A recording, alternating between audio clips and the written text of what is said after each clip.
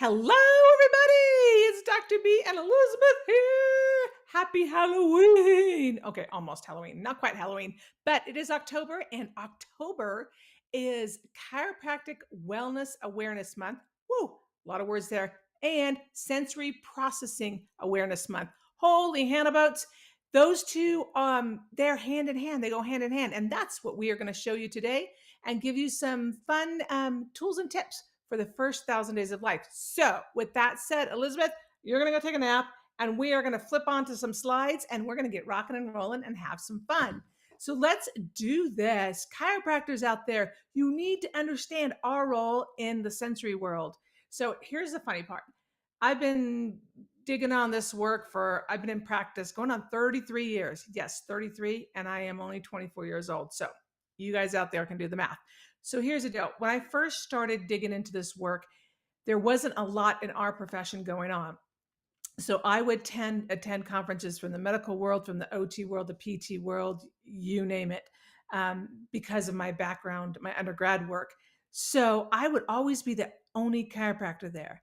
And I'll remember one time I was at a big conference and, of course, the only chiropractor, got my name badge on, chiropractor underneath it. And I won one of the grand prizes. So I went up to claim my prize and they looked at my name and my name tag and they're like, chiropractor, what are you doing here? And in my naivety, I was like, well, chiropractors, we work with the nervous system. And when we talk about sensory processing work, we're talking so much about vestibular and proprioceptive processing, and chiropractic adjustments can influence that. And they just were like, huh? But fast forward 25 plus years later, now we have the research behind us. And that's exactly what we're doing. So we're going to dive into that a little bit more. So again, ChiroSecure, you're amazing. Thank you so much for giving us this opportunity to spread the word and really to get our message about neurologically focused chiropractic out there to the masses. So how we perceive our world shapes our world. It shapes everything in our world. It shapes how we interact with ourselves, with our own sense of self, how we interact with others, how we interact with our environment, everything about how we work or don't work well within our world. So this is so incredibly critical. And this is, I think, why, or I know why chiropractic care has been so fundamentally profound across all ages and stages, and so many quote unquote disorders or diseases. So let's start out with a little tribute to Halloween. May we rest in peace. So, what is sensory processing disorder, and why do I have it with a graphic to rest in peace with these beautiful blooming flowers at the base? Here's the deal. Here's the easy explanation. RIP. How well the brain receives information from its environment. External environment and internal environment. We'll visit that again in a minute. Okay, so it's how well is it receiving enough of the information to be able to integrate it. Okay, now integrate it appropriately. So the great neural integrator is the prefrontal cortex. Oh my. So if you've been following the neuroscience, the chiropractic neuroscience research, you know that that's one thing that the adjustment has found to affect is somatosensory processing in the prefrontal cortex, i.e. the great neural integrator. So we got our I, and our P. How well the brain perceives or processes this information coming in. And does it perceive it in the appropriate manner that we need to respond to it?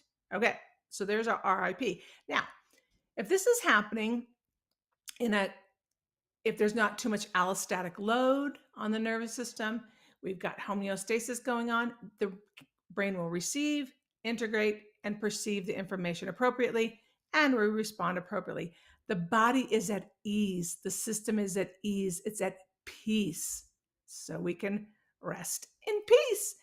And then we can bloom these beautiful flowers and blossom. Our brains can blossom and bloom and really live a life of optimal health and wellness.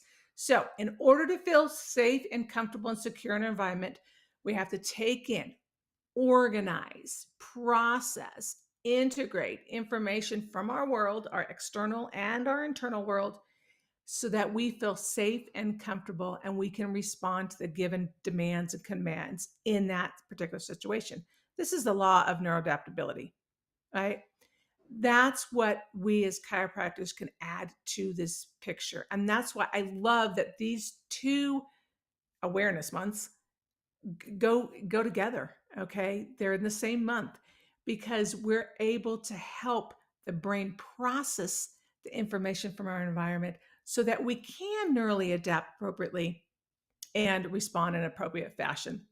And then we are able, our nervous system is able to rest in peace. So what I want you to remember, and I've gone over this before in previous episodes, but I just want to revisit this so we understand. It's sensory input in, afferent input into the brain. This is kind of the 21st century model of the chiropractic, safety pin cycle. We've got sensory input coming into the brain. It's got to RIP it so that we can have appropriate motor output coming out. But here's a clincher. We need to understand that there's external information: sight, smell, sound, taste, touch. Touch or tactile information is kind of crossing the border between external sensory input and internal. So it kind of straddles the fence there. But our internal awareness, vestibular, proprioception, oh my gosh, that is so much what we need to own in our wheelhouse as far as affecting that information, sensory information, into the brain. If we have vertebral subluxations and there's spinal instability, those two sensory mechanisms, vestibular and proprioceptive in particular, it's disinformation in. That's another word to use to explain what we do, because everybody knows about disinformation these days, right? That word's thrown around. So disinformation in, dysfunction out. So I want you to be mindful of our internal awareness, vestibular proprioception, our hormones, our visceral organs, huge in the sensory world. We've got immune cells, we've got blood supply. There are so many internal sensations going on. That also is part of our sensory processing paradigm. So if we can alter the perception, or altered perception, I should say, it adds to stress, epigenetic stressors. If we change our perceptions, we can change our genetic expression, our epigenetic expression. So all of the sensory dysregulation, yes, has a role in how well our genes run and how well they function. If we change our epigenetic expression, we can change the perception of future generations, because the way we perceive our world actually gets handed down from generation to generation. So if we can break the cycle and foster optimum sensory integration, sensory modulation, sensory perception, you are alternating stress responses and sensory perceptions for generations to come. Basically the roots of most diseases. So what I want to dig into here is the first 1,000 days of life. The first 1,000 days of life, fetal development in the first 2 years postnatally. Why is this so important? Because again, this is going to lay so much of the foundation for our sensory motor loop and our sensory motor cycle, and how we process information. So here's the deal about. A lot of research is going into the prenatal, preterm infant world, because we know that the immature brain hasn't laid down a lot of the neural networks that we need for optimum neural development and sensory motor development. So I want you to think of regions of the brain like power stations. Okay, so you got multiple power stations, multiple regions of the brain, And then the wires between them, there's neural circuits that connect all those power stations. And what they found is what we're seeing with a full term little fiddle fart, those connections obviously are going to be more mature. And these are very important connections for our sensory motor development in that, for especially in the first year of life.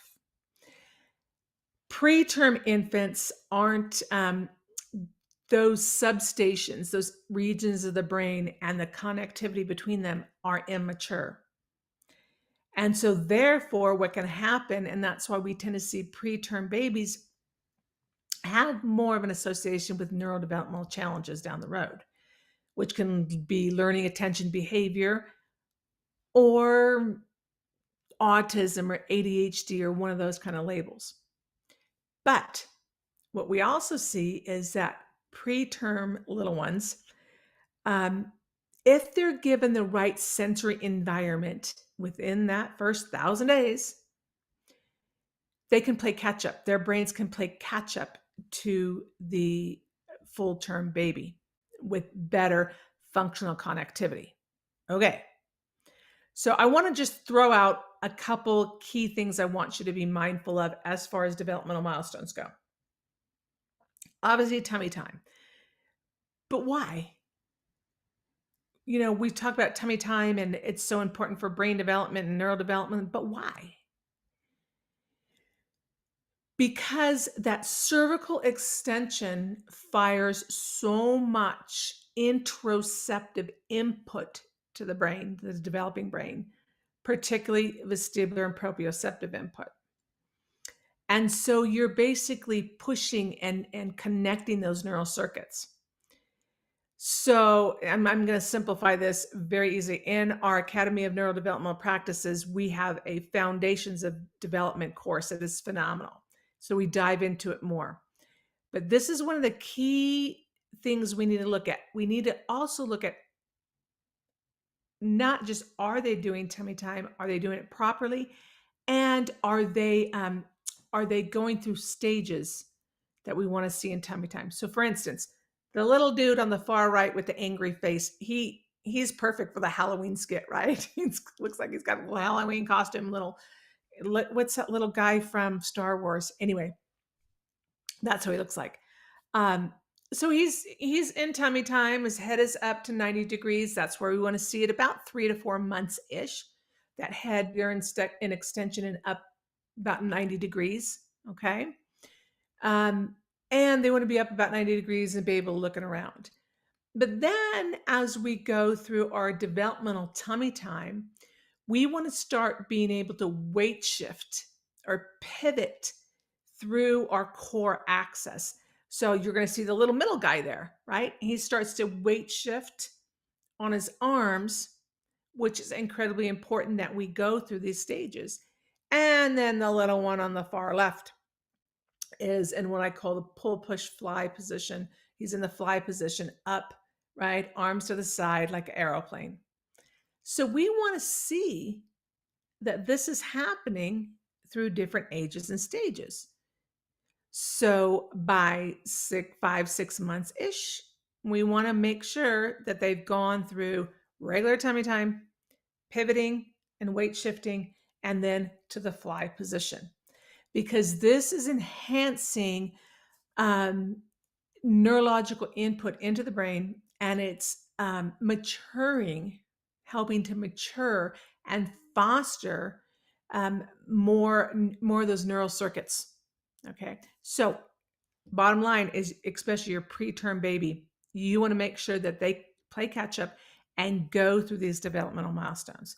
There's a lot of reasons kiddos don't like tummy time. We won't get into it here, but we need to be mindful of some of those other things. Okay, so I just want you to be able to look, are they doing that before 3 to 4 months-ish, 90 degrees extension of the head, about 2 months-ish, they should be in tummy time and bringing their head up about 45 degrees. So look at those progressive developments. This is huge, huge for neurodevelopment and for it's associated with things later on down the road, like learning attention behavior and ADHD. Okay. lack of input. Floor time is core time, and it's brain building time. The other key milestone I want you to be mindful of, these two are so huge, is toes to the nose. Because it's helping you build, it's helping little fiddle fart build their transverse abdominis muscles and their pelvic floor region for core stability. Because lack of core stability, postural stability, is very much associated with a number of diseases or disorders, including things like ADD, ADHD, including retention of primitive reflexes. So we need to make sure they're able to get in these neural movement patterns in order to help foster integration of these primary reflexes, in order to help foster maturation of those neural circuits, and later on, core stability. So for right now, I want you to focus on appropriate tummy time and these specific neural movement patterns, and 5 to 6 months-ish, toes to the nose, both toes to the nose, then one foot, one arm like a crossover pattern, one arm is reaching to grab the other toe, and vice versa. These are two pivotal points we need to be mindful of to make sure our little fiddle farts are reaching those, especially your preterm babies. Okay? So, tying this in to Chiropractic Health Awareness Month, the law of neuroplasticity, the neuroplastic model of subluxation. Essentially, if we are not feeding the brain, if the brain cannot see the status of the body, in our case of the spinal joints and surrounding muscles and soft tissues and etc., it can't interpret what it needs to do. And long story short, key regions of the brain that we find with the adjustment are associated with processing this information. These key regions can be affected, like the cerebellum, the prefrontal cortex, cingulate gyruses, precuneus areas. So via the law of neuroplasticity, if we adjust vertebral subluxations, make sure that these kiddos can get into these movement patterns, and we're feeding the brain the sensory input it needs to receive, interpret, process, and perceive the status of the body. In turn, we will have a body at rest and growth and development. So there you have it. That's our fun for the day. And again, ChiroSecure, you're amazing. Thank you for giving us this opportunity. Elizabeth, what you got for us? What's that?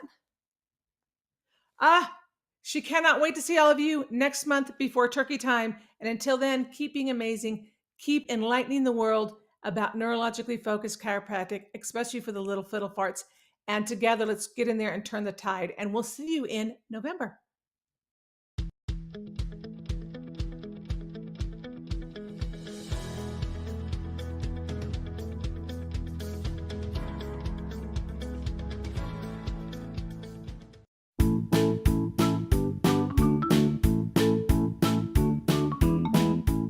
Today's pediatric show, Look to the Children, was brought to you by ChiroSecure.